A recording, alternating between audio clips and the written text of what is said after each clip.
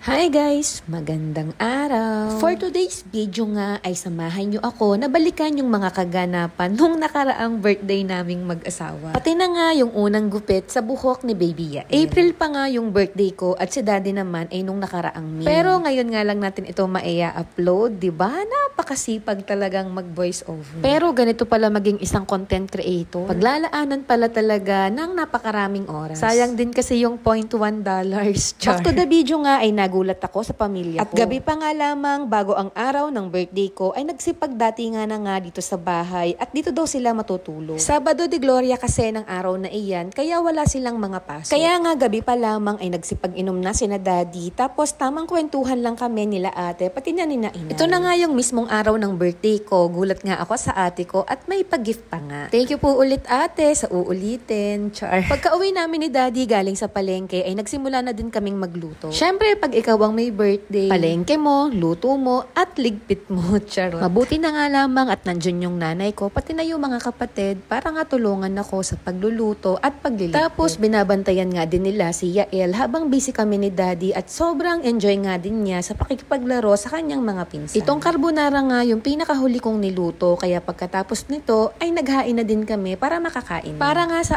akin, pinakamasarap pa rin talaga sa puso yung mag-celebrate kasama ang buong pamilya kahit na simple lamang yung mga handa. At maraming salamat Lord sa panibagong taon na binigay ninyo sa akin.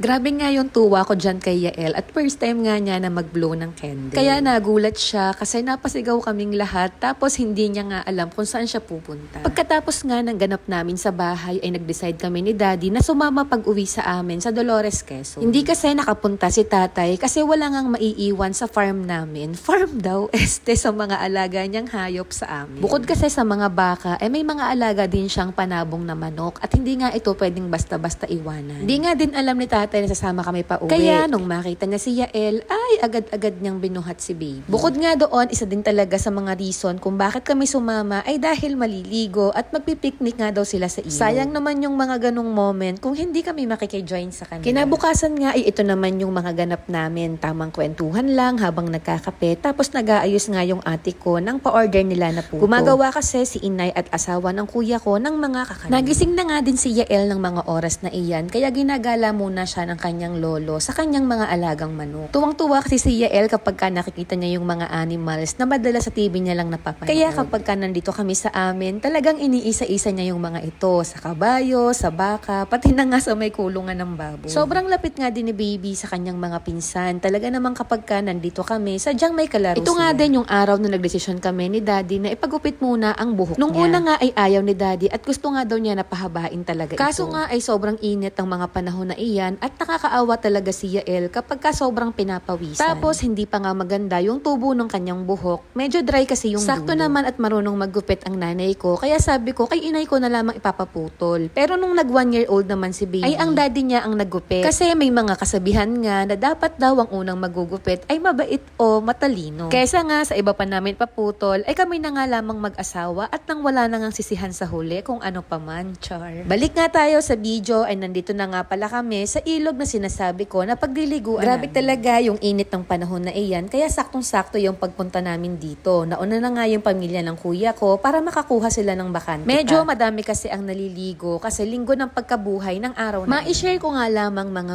dati nga nung high school pa ako at hindi pa ako nagka-transfer sa Laguna. Ito nga yung pinakamalaking ilog na tinatawid namin bago makarating sa aming school sa bayan. Sobrang layo kasi ng bahay namin sa school noon. Literal na taga-bundok kami kasi malayo yung bahay namin sa kalsada. Kaya kapag maulan, nakaapak lang talaga kami tapos hindi kami nagsusuot ng palda na uniform tapos may doble pa na pambahay na damit yung blouse namin para hindi madumihan. Tapos dito sa ilog na ito kami naguhugas ng mga paa namin bago magsuot ng sapatos. Tapos naalala ko pa nga kapag medyo late kami o absent, alam na ng mga classmate namin kasi sasabihin nila baha kaya hindi kami nakapasok. Bukod kasi sa ilog na ito, may mga sapa pa kaming tinatawid noon para lang makapasok sa school. O diba? Pwede nang pang MMK yung kabataan namin. Kaya sobrang thankful lang namin ng kapatid kong bunso na nakapag-transfer kami dahil nakakuha ng bahay ang ate ko dito sa Laguna. Pero yung mga nakakatanda talaga sa amin, yung nakaranas hanggang makagraduate sila ng high school. Grabe lang talaga, no? Ibang-iba sa panahon ngayon. Parang kung iisipin, napakaswerte ng mga bata ngayon na hatid sundo sila ng magulang. Yung iba naman ay mga nakaservice na. Sa tunay kasi kami noon, sinusundo lang kapag kabaha ang ilog. Pero ganun talaga. Minsan yung mga ganung moment sa buhay, yun yung nakaka-proud lang isipin. Tapos, be grateful na lang kasi hindi na ito nararanasan ng mga pamangkin namin. O siya, tama na nga ang pang MMK na usapan. Nang mga oras na ito ay sobrang nag-enjoy lang talaga kaming pamilya. Tapos nauna na nga din kaming umuwi at nagpahatid na din kami sa aming pinsan para hindi kami masyadong gabihin sa biyahe. Sobrang dami nga nang nangyari sa 7 minutes na video na ito. Ito naman yung araw ng birthday ni Daddy. Hindi naman ako masyadong nakapag-video ng araw na iyan kasi halos ako nga lahat ang nagluto ng handa ni Daddy. Cook yarn, char. Birthday to you.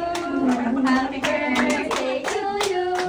Happy birthday, happy birthday, happy birthday to you. Oh, Miss Daddy. Blow! Blow! Baby, blow! One more!